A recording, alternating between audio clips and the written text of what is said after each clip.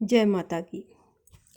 आप सभी का हमारे YouTube चैनल जय माता की में बहुत बहुत स्वागत है। आज हम सत्यनारायण भगवान की पूजा का कहानी का दूसरा अध्याय करेंगे। इससे पहले यदि आप हमारे चैनल पर अभी नए आए हैं तो कृपा करके चैनल को सब्सक्राइब कर लीजिए और घंटी जैसे दिखने वाले बटन को भी दबा लीजिए ताकि आने वाली नई वीडियो की नोटिफिकेशन आपको आसानी से मिल सके। तो शुरू करेंगे सत्यनारायण भगवान की कथा का दूसरा अध्याय।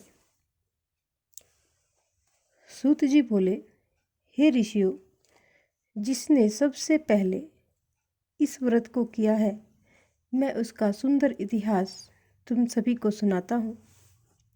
उसको ध्यान लगाकर सुनो। सुंदर काशीपुरी नगरी में एक अत्यंत निर्धन ब्राह्मण रहता था।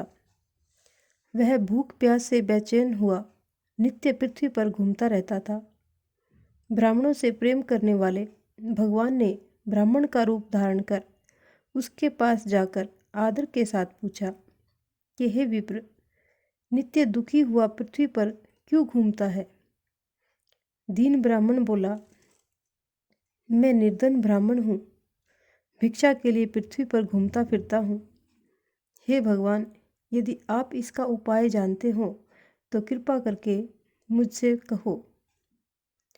वृद्ध ब्राह्मण बोला, सत्यनारायण भगवान मनवांचित फल देने वाले हैं, इसलिए हे ब्राह्मण, तुम उनका पूजन करके जिसके करने से मनुष्य सब दुखों से मुक्त हो जाता है। ब्राह्मण को व्रत का सारा विधि विधान बतलाकर बूढ़े ब्राह्मण का रूप धारण करने वाले श्री सत्यनारायण भगवान जी अंतर्ध्यान हो गए। जिस व्रत को वृद्ध ब्राह्मण ने बतलाया है, मैं उसको अवश्य ही करूँगा। यह निश्चय करने पर उसे रात में नींद नहीं आई। वह सवेरे उठकर सत्यनारायण भगवान के व्रत का निश्चय कर भिक्षा के लिए चल दिया। उस दिन उसको भिक्षा में बहुत सारा धन मिला, जिससे बंधु बांधवों के साथ उसने श्री सत्यनारायण भगवान का व्रत किया। इसके करने से वह विप्र सब दुखों से छूटकर अनेक प्रकार की संपत्तियों से युक्त हो गया। उस समय से वह विप्र हर मास सत्यनारायण भगवान का व्रत करने लगा। इस तरह श्री सत्यनारायण भगवान जी के व्रत को जो भी कोई करेगा, वह सब पापों से छूटकर मोक्ष को प्राप्त होगा। आगे जो पृथ्वी पर श्री सत्यनारायण भगवान का व्रत करेगा, वह मनुष्य सब दुखों से छूट जाएगा। इस तरह नारद जी ने श्री नारायण जी का कहा हुआ यह व्रत मैंने तुमसे कहा। हे विप्रो, मैं अब और क्या कहूँ? ऋषि बोले, हे मुनीश्वर, संसार में उस विप्र से सुनकर और किस किस ने इस व्रत को किया, हम वह सब भी सुनना चाहते हैं। इसके लिए हमारे मन में श्रद्धा है। सूत जी बोले कि हे ऋषियों, जिसने इस व्रत को किया, अब मैं उस सब के बारे में आपको सुनाता हूँ। एक समय यह विप्र धन और ऐश्वर्य के अनुसार बंधु बांधवों के साथ व्रत करने को तैयार हुआ। उसी समय एक लकड़ी बेचने वाला बूढ़ा आदमी आया और बाहर लकड़ियों को रखकर विप्र के मकान में गया। प्यास से दुखी लकड़हारा उनको व्रत करते हुए देखकर विप्र को नमस्कार कर कहने लगा, आप यह क्या कर रहे हैं और इसके करने से क्या फल मिलता है? कृपया मुझे भी बतलाइए। ब्राह्मण ने कहा, सब मनोकामनाओं को पूर्ण करने वाला यह श्री सत्यनारायण भगवान जी का व्रत है। इनकी ही कृपा से मेरे यहाँ धन धान्य आदि की कृपा हुई है।